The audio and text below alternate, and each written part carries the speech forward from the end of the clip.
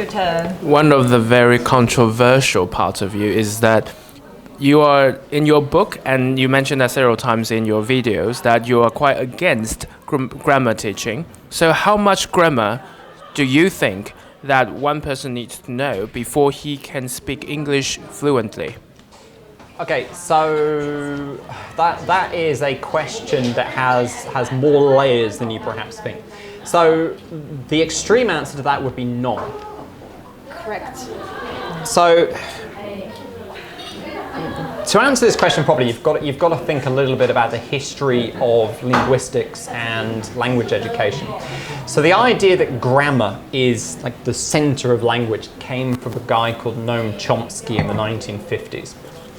And he had this idea that syntax, grammar, was everything, and that language is encoded in the human DNA, and that these universal grammar rules are just there in our head. And that became a very, very popular idea at the time, and that heavily influenced language teaching. And that's where kind of the idea that grammar is everything, and then you just need to plug vocabulary into that comes from. But as technology and research methods improved, we now kind of know, like people argue this, I mean it's very much two sides of the fence. I'm at the University of Nottingham and we are very much on the kind of anti-syntax, anti-grammar side of things. That native speakers actually aren't processing language using grammar rules in individual words. What we're actually doing is we're storing big chunks of English in long-term memory and we're just pulling them out. So in that sense, you don't really need grammar at all. Better is to focus on phrases, expressions, chunks of English and to speak using those. That said, grammar rules can be very, very useful for higher level learners to understand the real English that they see. They can also be useful for beginners to get started.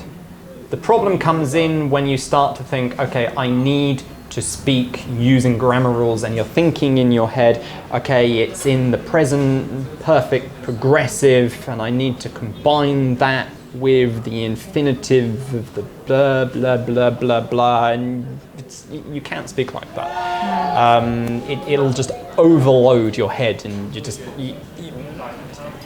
going to get confused and not be able to speak properly.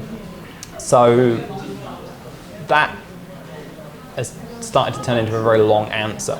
So I'll leave it at that. But yeah, but I think I can summarize what you just said, because I was just teaching grammar. I was teaching last night, and I kept thinking about what you said, because grammar is not something native speakers do. So instead of memorizing passive voice, like verb to be plus past participles, I think what you guys do is to memorize a whole sentence. Yeah. Like wine is made from grapes. You don't think, oh, wine, we need is. And then made, we need from. Yeah. We need made from for something that has turned into something else. Yeah. But we use made of when the materials still look the same. I don't believe native speakers do things that way. Yeah. So I started to think about grammar recently. I think maybe teaching grammar should be focused on chunks instead of just points. Right, exactly. And that example, wine is made from grapes, what that essentially is the chunk is made from. Yeah, made from. And that's a single unit, is made from. Yeah, made from. And statistically, if the first word that begins that chunk is wine is made from, statistically, the way that kind of language we believe it works, the chances of grapes coming on the end of that is extremely high. So as soon as you say wine is made, the brain has already pulled out grapes. And it just plugs it in. So it's not grammar per se. It's not a syntactical system where we're computing the sentence.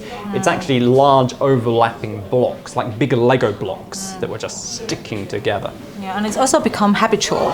Yeah, well, that's exactly what a chunk is. It's a habit. It's a habitual routine embedded in long-term memory, if you want to be really technical about it. But, okay, wow, enough about academic stuff. Now